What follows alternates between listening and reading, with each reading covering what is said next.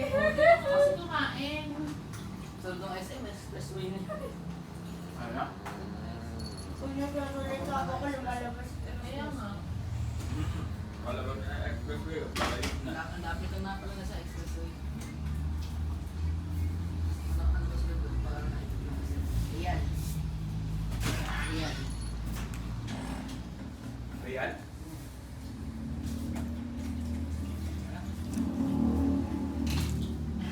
Tapos, meron doon, underground village.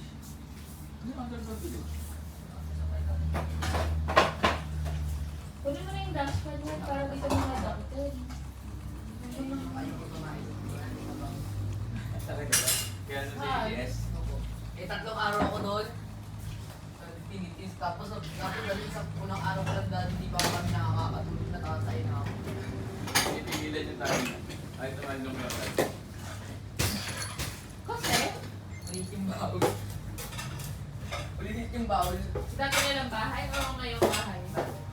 Dito. Ang seller mo naman sa ano?